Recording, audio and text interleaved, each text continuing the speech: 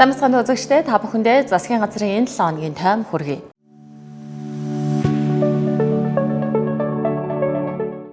Ажлын эхний өдөр ерөнхий сайд эрх өвөл хаврын бэлтгэл ажлыг улсын хэмжээнд эртнээс шуурхай зохион байгуулах хүрээнд аймаг нийслэлийн удирдлагуудтай захимаар хуралдаж албан даалгавар өглөө.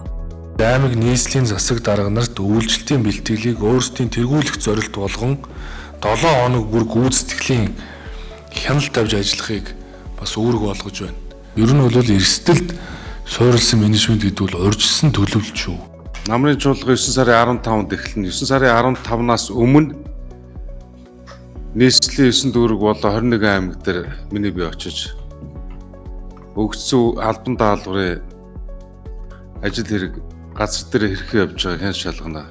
Ганцсарын ажил бол одоо 9 сарын дунд үеихэд дуусгах нь нээлттэй сонгон шалгалт буюу аукционыг зарлаж байгаа. Газрыг цаг алдахгүй шийдвэрлэх, иргэдийн хурлаа хуралдуулах талаар нь сумдынхаа засаг даргант чиглэл өгөх, бас хамтран ажиллах дэмж хэрэгтэй байгаа. Өндөр засаг дарга нар анхаарал өгөөрэй. Энэ цахим хурлаар ерөнхий сайд чөлөөлийн үндэсний санаачлагын хүрээнд аймаг нийслэлийн засаг дарга нарын ажлыг хүнд суртал бууруулж, иргэн аж ахуйн нэгжийн нуруунаас ачааг хэрхэн хөнгөлсөн бэ гэдгээр дүгнэ гэдгийг тодтогсон юм. Мөн ховд Баян өлгийгөөс бусад аймгийн хувьд 8 дугаар сарын 1-ээс хойш баяр наадам зохион байгуулахгүй өвлжилтэндөө онцгой анхаарч ажиллахаар боллоо. Пүрэв гарагт хүнсгүдэ чухай хөнгөө үйлдвэрийн сайд Идэрбат үр тариа төмс хүнсний ногооны тариалалт, малын вакцинжуулалт, салбарын хөнгөлөлттэй зээл олголтын талаар дэлгэрэнгүй мэдээлэл өглөө. Мөн махны нөөц бүрдүүлэлтэнд онцгой анхаарч байгааг хэлсэн юм а. Энэ төв суурин газрын махны хэрэгцээг одоо нийслэлч бай, аймагч бай өөрсдөө одоо тэр нөөцөө бүрдүүлээ гэдэг ийм зүйлийг албан даалгавраар өгсөн байна. Мал худалдаж авах, нөөцөө бүрдүүлэх энэ ажил руу нийслэл бол урд өмнөх хэмжээнээс нь илүү одоо бэлтнэ гэсэн ийм л одоо том зорилготой байна. Нэгдсэн үндэстний байгууллагын сүлжилттэй тэмцэх тухай конвенцийн талуудын 17 дугаар бага хурлын бэлтгэл ажил төслийн бүтээн байгуулалтын ажлын явцтай ерөнхий сайд танилцаж холбогдох албаныханд үүрэг өглөө. Байгаан юм байгааг нийлж цагаан байх хэрэгтэй. Тийм учраас энэ дашборд дээр байрлуулад санхүүжилт тандив туслах бүх юм ил бол. Үнэхээр тэр төвжирэлт нөлөөлөлттэй хүмүүст хүндрэлтэй байвал нэг зарим дүүргийнхаа зарим сургуулиудыг нэг 7 хоног хойшлуулах зохицуулалтаа хийлд. Ингээд ялгамжтайгаар хандаад энийгээ олон нийтэд эртгэн мэдээл. Ногоон бүсийн албан ёсны нээлтийг 8 дугаар сарын 18-ны өдөр бид хүн өглөө зохион байгуулна. Энэ бүс бол олон нийтэд нээлттэй иргэний үнэлэхээр бүртгүүлээд оролцох боломжтой. 8 сарын 10-наас 13-ны өдрүүдэд Монгол улсын 6 бүсийн одоо 6 суманд энэ дэлхийн малчтын одоо зөвлөгөөнийг бас ингэж төлөвлөж байгаа. COP17-д дэлхийн малчтын одоо санал хүсэлт гэж ингэж бас уламжлах ийм одоо төлөвлөгөөтэй байгаа. Засгийн газрын хурлаанаар COP17 бага хурлыг зохион байгуулах бүсчлэлд хамаарах ерөнхий боловсролын сургуулиудын сургалтын үйл ажиллагаанд тодорхой зохицуулалт хийж цахим хэлбэрт түр хугацаанд шилжүүлэхээр боллоо. Энэ бол зөвхөн COP зохион байгуулагдж байгаа төвийн буюу Сүхбаатар Чингэлтэй дүүргийн одоо сургууль цэцэрлэгүүд дээр энэ зохицуултууд хийгднэрийн 4 дахь өдөр 8 сарын 1-ээс өмнө одоо зарлана. Коллеж ихтэй сургуулиуд 9 сарын 15-наас хичээл эхэлнэ.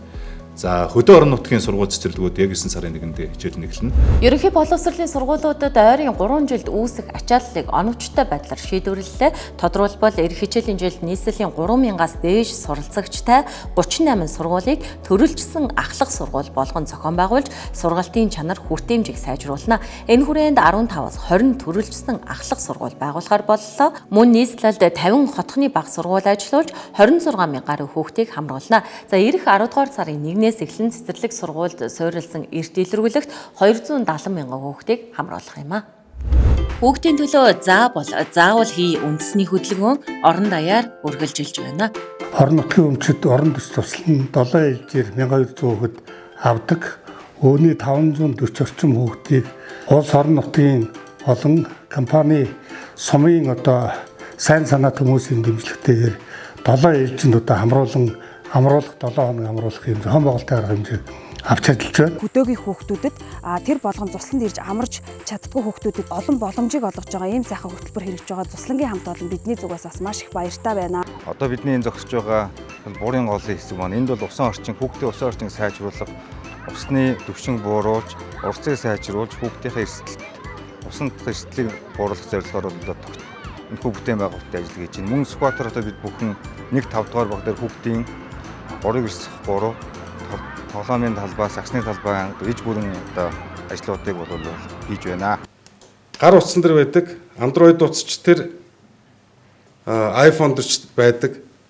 Энэ хоёр захынхаа баруун зүүн талынхаа конопыг зэрэг дарахаар нөө соосыг ашиглалтанд оруулсан баг. Одоо онцгой байдалд өгөх 101, цагдаад өгөх 102, түргэн тусламжид өгөх 103 шууд гараад ирчих. Асар их цаг хугацаа юм. Иргэдийг орон сууцнд оруулна гэж залилсан асуудлыг хянан шалгаж шийдвэрлэх ажлын хэсгийг хууль зүйн дотоод хэргийн сайд амар сайхнаар ахлуулж байгууллаа. За тооцоо судалгаа харах юм бол орон сууцтай холбоотой хэргийн улмаас 3600 гаруй иргэн 205 тэрбум төгрөгөөр хохиржээ. Асуудлыг дараах байдлаар шийдвэрлэх юм байна. Баригдаж дуусаагүй байгаа барилга байшингуудыг дуудлага худалдаанд оруулах, хуулийн дагуу улсын орлого болгож төвлөрүүлэх, за түүнээс одоо үүссэн орлогоор хохирсон иргэдийн хохирлыг барагдуулах арга хэмжээг өөрийн хугацаанд авч хэрэгжүүлнэ. Засгийн газар эх оны улсын төсвийг амьдралд ойр шийдэгдээгүй олон асуудлыг шийдсэн байдлаар боловсруулж улсын хурлд ирэх 9-р сард өргөн мэдүүлнэ гэдгийг ерөнхий сайд тодтогсон юм. Засгийн газрын энэ 7 хоногийн онцлог шийдвэр мэдээллийг үзэгч та бүхэнд хүргэлээ. Анхаарлаа хандуулсанд баярлалаа.